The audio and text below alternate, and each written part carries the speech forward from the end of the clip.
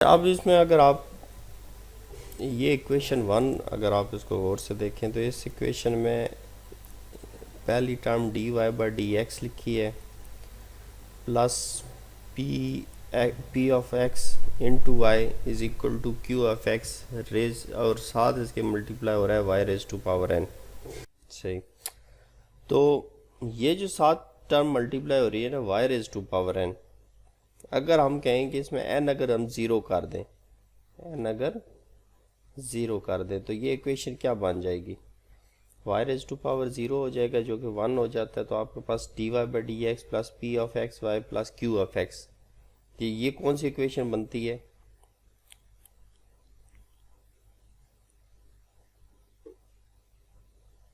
First order linear differential equation बनती है, first order linear differential equation. ठीक है, अच्छा नॉन लिनियरिटी का आपको पता है ना कि नॉन लिनियरिटी किसकी वजह से आती है? डेफिनेशन आपको पता है ना कि नॉन लिनियरिटी में अगर डिपेंडेंट वेरिएबल की डिग्री, डिपेंडेंट वेरिएबल या उनके डेरिवेटिव्स, ठीक है जी, कि जो पावर है ना वो वन से ग्रेटर हो जाए, ठीक है, तो वो आपके पास नॉन लीनियर हो जाता है। वन ना हो, दूसरे लफ्ज़ों में आप ये कहेंगे वन ना हो तो वो नॉन लीनियर होती है, वो वन से लेस भी हो सकती है, वन से ग्रेटर भी हो सकती है, दोनों सूरतों में वो नॉन लीनियर ही कंसीडर होगी। ठीक है, लीनियर तब होती है कि जब डिपेंडेंट वेरिएबल की जो पावर है या उनके डेरिवेटिव्स की जो पावर है वो वन हो। तो जहाँ पे अगर आप देखें एन अगर सपोज वन हो जाए तो तब भी ये लीनियर है, ठीक है, अगर एन ज़ीरो हो तब भी ये लीनियर है। अच्छा, अब अगर एन ज़ीरो हो तो फिर तो आपके पास ये फॉर्म बनती है d Y by D x plus p of x y is equal to Q of x. तो ये तो सीधा सीधा फर्स्ट ऑर्डर वो जो आपके पास लीनियर डिफरेंशियल इक्वेशन है। अच्छा, अगर ये y की पावर वन हो जाए तो फिर ये वाली फॉर्म जो नेक्स्ट बनती है वो भी लीनियर ही बनती है, लेकिन वो इस तरह की फॉर्म बन जाती है,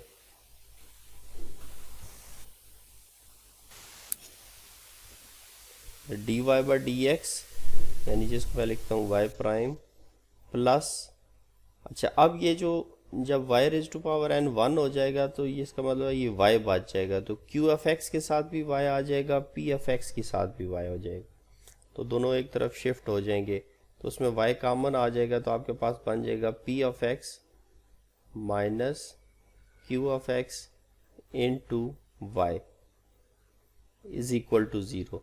तो ये भी एक्चुअली देखा जाए तो ये भी first order linear differential equation ही है with right side part is equal to zero, और ये p of x minus q of x को ये फंक्शन नया फंक्शन बन जाएगा जिसको f ऑफ x भी कह सकते हैं। तो स्टिल इट इज़ लीनियर, और ये फर्दर आगे सेपरेबल भी हो जाती है। ये जो फर्स्ट ऑर्डर लीनियर है ना n is equal to zero के लिए, इसमें ज़रूरी नहीं है कि ये सेपरेबल भी हो, क्योंकि डिपेंड करता है कि ये फंक्शन q ऑफ x किस तरह का है, ठीक है ना।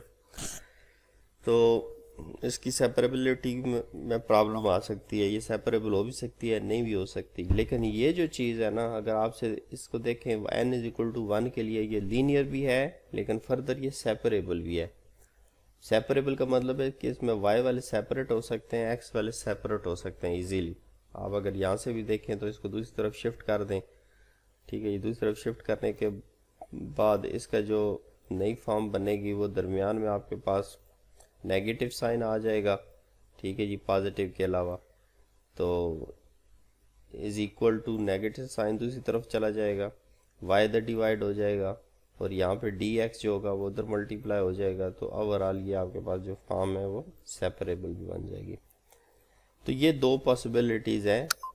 अच्छा, अब तीसरी पॉसिबिलिटी है कि अगर n ना ज़ीरो हो ना वन हो बल्कि वन से ग्रेटर 2 3 4 हो n की पावर, तो ये आपके पास नॉन लीनियर बन जाएगी। ठीक हो गया जी। अब जब आपके पास नॉन लीनियर, और इसी को हम कहते हैं कि ये बर्नौलीज़ इक्वेशन है, ये बर्नौली इक्वेशन जो है n is equal to zero और वन के लिए रिड्यूस हो जाती है, और यानी ये जो आपके पास बर्नौली इक्वेशन एक्चुअली है ये इसमें n नॉट इक्वल टू 0 1 होता है। अगर 0 1 हो तो वो फिर बर्नौली नहीं रहती, ठीक है, वो फिर लीनियर बन जाती है और फर्दर फिर सेपरेबल भी बन जाती है।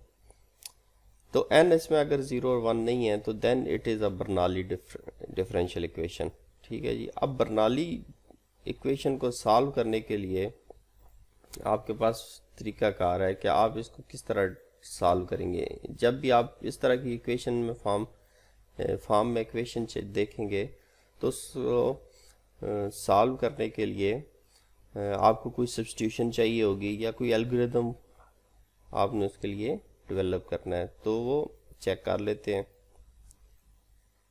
अच्छा, अब आपके पास सपोज ये डिफरेंशियल इक्वेशन 1 है, इसमें जब भी अब बर्नौली इक्वेशन सपोज किस तरह की आ सकती है। मैं यहाँ पे एक एग्जांपल के तौर पे एक इक्वेशन लिखता हूँ। मैं यहाँ पे लिखता हूँ dy by D x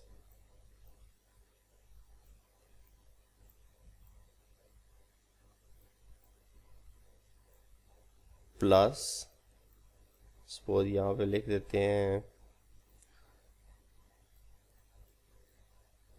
p of x y is equal to, बल्कि p ऑफ x की जगह मैं कोई फंक्शन इन्वॉल्व कर देता हूँ। यहाँ पे लिख देता हूँ x square y is equal to, यहाँ पे सपोज हम कोई और पावर कर लेते हैं, एक्स क्यूब कर लेते हैं, एक्स की पावर 4 कर लेते हैं, एक्स पावर 3 वाई की पावर 3। सपोज ये एक आपके पास डिफरेंशियल इक्वेशन है, ये नॉन लीनियर है और ये बर्नौली टाइप है। बर्नौली टाइप मीन्स कि ये n इज इक्वल टू 3 के लिए ये वही इक्वेशन बन रही है जो आपके पास बर्नौली डिफरेंशियल इक्वेशन से ड्राइव की जा सकती है, जहाँ के जबकि p ऑफ x जो है इसमें x स्क्वेयर है और q ऑफ x इसमें x क्यूब है। तो इस तरह की डिफरेंशियल इक्वेशन आ जाएगी तो उसको हम कहेंगे ये बर्नौली है। अच्छा, अब इसमें सॉल्व करने के लिए आपने क्या करना है कि ये जो राइट साइड पे जो हाईएस्ट जो इसकी पावर होगी, पावर 3 हो, पावर 4 हो, या जो भी आपके पास यानी पावर n है जिसको आप जनरल फॉर्म में कहते हैं, उसको आपने डिवाइड कर लेना है सबसे पहले। ठीक हो गया जी। जब आप डिवाइड करेंगे तो आपके पास नई फॉर्म जो है ना वो इस तरह की बन जाएगी, ये इस फॉर्म में। ज़ाहिर बात है डिवाइड होगा तो इधर से कैंसिल आउट हो जाएगा, यहाँ से पावर 1 माइनस n हो जाएगा और इधर। अच्छा, और डिवाइड करने के बाद आपके साथ ये भी कंडीशन होनी चाहिए कि ये जो y है ये ज़ीरो नहीं होगा, मीन्स ट्रिवियल सॉल्यूशन जिसे आप कहेंगे वो नहीं होगा। ठीक है, y अगर ज़ीरो होगा तो ये आपकी जो एक्चुअली सब्स्टिट्यूशन है ये फिर अनडिफाइन हो जाएगी, ये वर्क नहीं करेगी। ठीक है जी। अच्छा, तो उसके लिए फिर आपने डिवाइड कर दिया। डिवाइड करने के बाद ये जो p ऑफ x के साथ जो भी टर्म आएगी p ऑफ x के साथ, उसको आपने किसी नए वेरिएबल के इक्वल सब्स्टिट्यूट कर देना है। जैसे आपके पास वो एग्जांपल मैंने लिखी थी, एक्स क्यूब से डिवाइड करते तो वो y ओवर एक्स क्यूब आ जाता, सॉरी y क्यूब आ जाता, कट जाता तो 1 ओवर वाई स्क्वेयर बच जाता राइट साइड पे। तो आपने क्या करना है, उस 1 ओवर वाई स्क्वेयर को उठा के पूरे को पूरा उसको किसी नए वेरिएबल u या v के इक्वल पुट कर देना है। ठीक है ना, जैसे इसको आप ऊपर शिफ्ट करें तो इसका जो पावर है वो नेगेटिव हो जाएगी। सिमिलरली यहाँ पे भी v is equal to y और पावर 1 माइनस n है, इसको आपने सब्स्टिट्यूट कर देना है, यानी समझ लें कि ये आपकी ट्रांसफॉर्मेशन है। अब क्योंकि सारा सिस्टम आप y से शिफ्ट करना चाह रहे हैं तो v में लेके जा रहे हैं, तो v में आपको डेरिवेटिव भी चाहिए। ठीक है जी, फिर उसकी जगह जहाँ जहाँ आपको ये y नज़र आ रहा है वहाँ पे आपने v सब्स्टिट्यूट भी करना है। तो ये सारी सब्स्टिट्यूशन करने के बाद आपके पास जो नेक्स्ट स्टेप में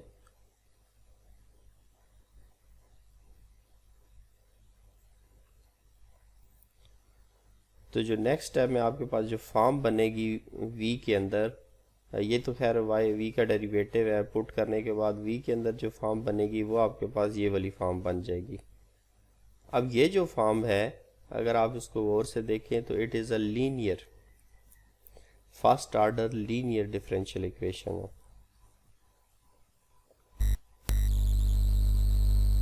ऐसे ही है। और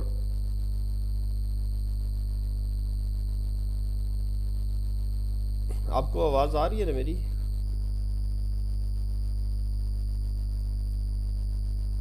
जी सर, आ रही हाँ है। हाँ, मैंने कहा ये ना हो कल की तरह फिर कॉल ड्रॉप हो जाए। तो एक बंदा at least I think mike on रख ले तो मुझे पता चलता रहे फीडबैक का ना। जैसे सही। हाँ, अब्दुल वहाब तुम ही ओपन रख लो, ठीक है।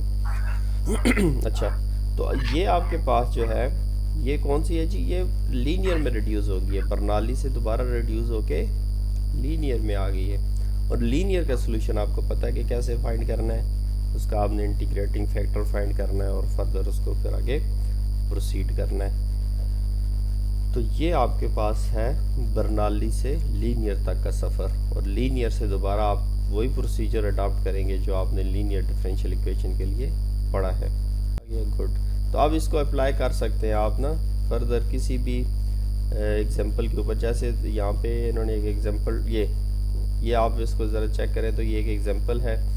इसमें ये आपके पास, इसको अगर इस फॉर्म में लिखे ना d Y by D x is, और y उधर शिफ्ट करें तो ये -2y बन जाएगा और इज इक्वल टू -x(y³ बन जाएगा। ठीक है। तो इसमें अगर आप गौर से देखें तो ये कौन सी इक्वेशन है? बर्नौली इक्वेशन है। इसमें p ऑफ x क्या है? वो -2 है। और इसमें q ऑफ x क्या है? वो x है। और आपके पास यहाँ पे हाईएस्ट पावर है इसकी y की, यानी n जिसको आप कह लें, वो n आपके पास यहाँ पे 3 है। ठीक है। आप फर्स्ट स्टेप में इसको डिवाइड करेंगे, यानी इसको डिवाइड करके तो ये आप इस तरह की फॉर्म में ले आएंगे। अब नेक्स्ट स्टेप में ये जो सिंप्लीफिकेशन के बाद ये जो नई फॉर्म बनेगी, तो आपने इस फॉर्म को कर लेना है सब्स्टिट्यूट। इसमें से ये जो p ऑफ x के साथ जो भी टर्म आएगी ना y की, उसको किसी नए वेरिएबल के अबाउट सब्स्टिट्यूट कर लेंगे, फिर उसके डेरिवेटिव लेके। ठीक है जी। तो उसमें दोबारा बैक सब्स्टिट्यूट करेंगे। बैक सब्स्टिट्यूट करने के बाद जो आपके पास फाइनल फॉर्म बनेगी, जैसा कि आप ये देख सकते हैं, ये वाली ये इक्वेशन ये ए में, तो ये जो फाइनल फॉर्म z में बनी है ये दोबारा सारी की सारी लीनियर में कन्वर्ट हो गई है। ठीक है। पर अब इसको सॉल्व करने के लिए अब इसमें ये जो है ये 4 लिखा हुआ है आई थिंक, तो p ऑफ x 4 है, इसमें नया q ऑफ x जो है वो 2x है। तो आपने इंटीग्रेटिंग फैक्टर फाइंड करना है, ये इंटीग्रेटिंग फैक्टर का फार्मूला है। ठीक है जी। तो फर्दर आपने उसको ऐसे ही डील करना है कि जैसे आपने लीनियर डिफरेंशियल इक्वेशन को सॉल्व किया है। तो जी यहाँ तक बात क्लियर है? सर मेरा एक क्वेश्चन है। जी जी। Sir like first order linear differential equation में हमारे पास डिपेंडेंट वेरिएबल y भी हो सकता है, x भी हो सकता है। सेम इसी तरह बर्नौली में भी यही प्रोसीजर है। वेट। अच्छा, आप पूछ रहे हैं कि आपके पास लीनियर डिफरेंशियल इक्वेशन है, उसमें डिपेंडेंट वेरिएबल y भी हो सकता है, x भी हो सकता है। बिल्कुल जी, बर्नौली में भी ऐसे ही है। जैसे आपके पास, सपोज मैं आपको एक फॉर्म बताता हूँ। अगर आपके पास इस तरह की फॉर्म लिखी आ जाए dx/dy प्लस, यहाँ पे सपोज आ जाए, मैं इसको लिख सकता हूँ y² x is equal to sine y suppose, और यहाँ पे x की पावर 3 आ जाए। ठीक हो गया जी। अब ये आपके अगर इसको बर्नौली इक्वेशन इन y बनाना चाहें तो ये बहुत टफ है, ये नहीं बनेगी। ठीक है ना, इन टर्म ऑफ y, क्योंकि साइन y भी आ गया है, तो उसमें वो वाली फॉर्म बनाना आपके लिए मुश्किल हो जाएगा कि dy/dx वाली plus p of x y is equal to q of x y की पावर n। जबकि आप x के लिहाज से देखें तो ये वो सिचुएशन बन रही है कि x का डिफरेंशियल x की पावर 1 और x की पावर n। तो आपने ये वाली चेक करनी है, ये वाली सिचुएशन कंप्लीट हो रही है। जिस वेरिएबल के साथ भी हो रही है वो डिपेंडेंट होगा, दूसरे वाला इंडिपेंडेंट होगा। तो ये मेन इसमें है। तो ये बिल्कुल लीनियर की तरह इसमें प्रणाली में भी वही सिचुएशन अराइज हो सकती है। ओके सर, और जब हम इसमें first order linear differential equation में इंटीग्रेटिंग फैक्टर फाइंड करते हैं, जी जी तो इधर ही वीडियो में इन्होंने एक प्रोसीजर बताया था कि जब हम इक्वेशन को मल्टीप्लाई कर देते हैं इंटीग्रेटिंग फैक्टर के साथ, ठीक है, के बाद जो फाइनल आंसर आता है सही है, ठीक है, d over d y into जो भी फॉर्म है, सही है, वो उन्होंने फॉर्म तरह लाई थी, मतलब अब उन्होंने शॉर्ट फार्मूला से बताया था। ठीक है, शॉर्ट फॉर्म बन जाती है, उसको कहते हैं ये टोटल डिफरेंशियल बन जाता है उसका, ऐसे ही है ना। अच्छा, यानी दूसरे लफ्ज़ में आप कह सकते हैं कि वो एक किस्म का पूरा डेरिवेटिव बन जाता है पूरा। अब कैसे बनता है, सपोज एक मिनट, वही हम उसकी ये जो अभी इन्होंने लास्ट में किया ना, इसी एग्जांपल को ले लेते हैं। ये वाली ये लीनियर है ना, d z by D x plus 4z is equal to 2x। इसी को हम दोबारा कंसीडर करते हैं जी।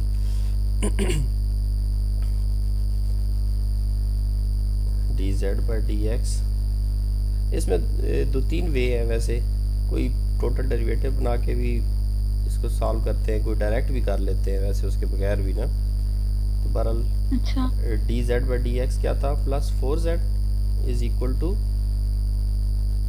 वेट करें जी, इज इक्वल टू 2x। ठीक हो गया। अब इसमें इंटीग्रेटिंग फैक्टर इसका क्या निकलता है, जो p ऑफ x होता है ना, वो आपका हेल्प करता है इंटीग्रेटिंग फैक्टर में। तो इसमें p ऑफ x जो है 4 है, इसका मतलब इसका जो इंटीग्रेटिंग फैक्टर होगा that will be equal to exponential of whole raise to power p of x dx। ठीक है जी। यस, अब दिस मीन्स कि इस p ऑफ x जो है आपका, क्योंकि वो 4 है तो और इसकी इंटीग्रेशन आप विद रिस्पेक्ट टू x लेना चाह रहे हैं, तो वो बनेगा e raise to power 4x।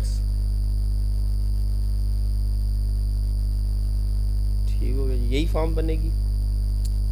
Yes, अब इस इंटीग्रेटिंग फैक्टर से आपने क्या कर देना है, इस पूरी इक्वेशन को मल्टीप्लाई कर देना है। तो मल्टीप्लाई करने के बाद ये बन जाएगा e raise to power 4x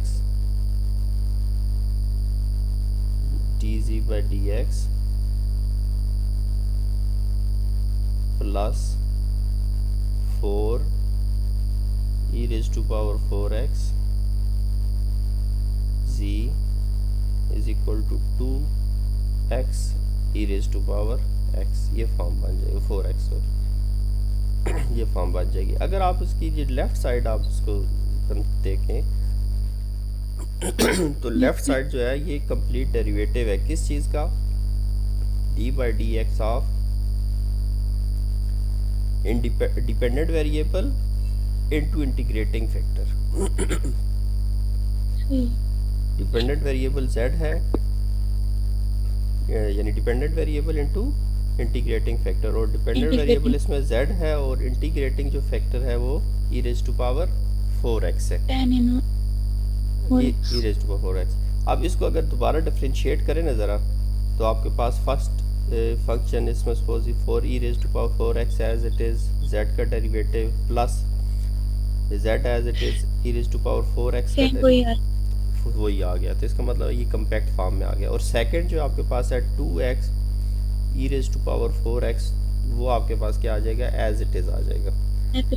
अब आपने क्या फाइंड करना है, आपने तो z की वैल्यू फाइंड करनी थी, यानी डिपेंडेंट वेरिएबल की वैल्यू फाइंड करनी थी। तो आपने क्या करना है, आप इस इक्वेशन को दोनों तरफ से इंटीग्रेट कर देना है, ठीक है, और इंटीग्रेट करेंगे with respect to x।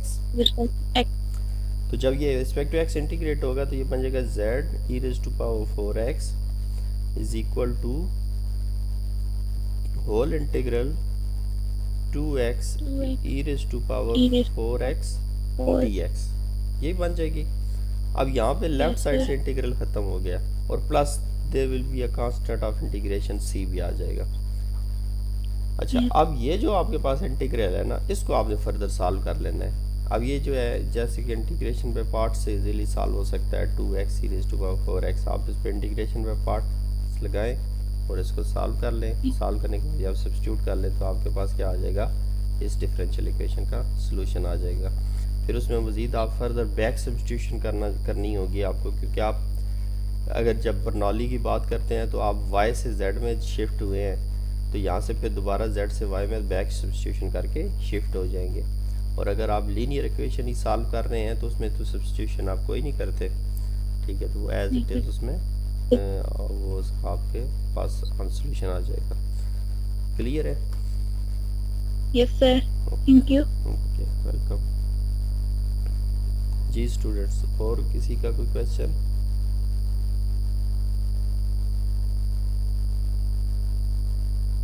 Sir आज एक्सरसाइज की क्वेश्चन बता दीजिए। क्या कह रहे हो? एक्सरसाइज की क्वेश्चन सर बता हाँ, दीजिए। वो मैं आपको इंशाल्लाह बता दूंगा, वो बल्कि लिख के ना मैं पोस्ट कर दूंगा उसके ऊपर, क्लास के ऊपर आपके, ठीक है। चले आप उस प्रैक्टिस कर लेंगे। वैसे आप थोड़ा सा खुद भी उसमें अगर कोशिश करें ना, तो आप उसके टॉपिक वाइज चले तो हर टॉपिक से रिलेटेड आपको उस बुक में एग्जांपल्स भी मिलेगी। बुक तो आप सामने खरीदी होगी या नहीं खरीदी तो सॉफ्ट फॉर्म उसकी है, तो एग्जांपल भी आपको इजीली मिल जाएंगी। और उसमें हर टॉपिक्स के एंड पे एक्सरसाइज होती है। तो फर्दर चले मैं आपको आपकी आसानी के लिए उसमें कुछ चीज़ें सिलेक्ट करके बता दूंगा कि आप वो चीज़ें प्रैक्टिस के लिए कर लें। ठीक हो गया जी। और 6 लेक्चर तक अगर किसी स्टूडेंट का कोई क्वेश्चन है तो वो उसमें वो पूछ सकते हैं।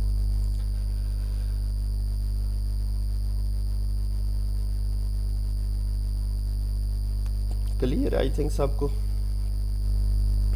तो चले बाकी स्टूडेंट्स को भी आप शेयर कर दिया करें चीज़ें। ये जो है, ये अभी जो हमने डिस्कशन की है, वैसे आज मैंने इसको भी रिकॉर्ड कर लिया है। कोशिश करूँगा ये भी मैं शेयर कर दूँ, ताकि जिनको प्रॉब्लम है, जिस तरह वो फर्स्ट हमने टॉपिक किया था बर्नौली का, और दूसरा टॉपिक हमने किया था ये वाला डिस्कस किया है लीनियर इक्वेशन का, ठीक। तो जो चीज़ें डिस्कस हुई हैं तो चलें, अगर यही चीज़ें किसी और को ना आती हुई तो वो भी इसको अंडरस्टैंड कर लेगा। तो इसके अलावा अगर किसी का क्वेश्चन है तो हम उसको कर सकते हैं। फिर हम अपनी क्लास 1-2 मिनट के बाद एंड कर देते हैं।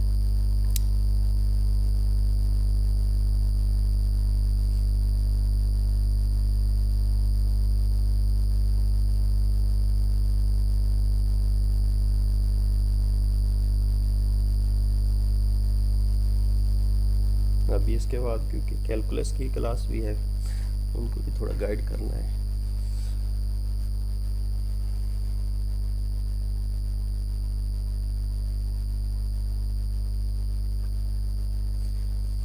चले फिर ठीक है स्टूडेंट्स, अपना ख्याल रखें। कल इंशाल्लाह नेक्स्ट वीक अब आपने ये करना है कि जो भी स्टूडेंट्स हैं उनको ये कह दें कि इस वीक में 6 लेक्चर तक अपना काम कंप्लीट करें।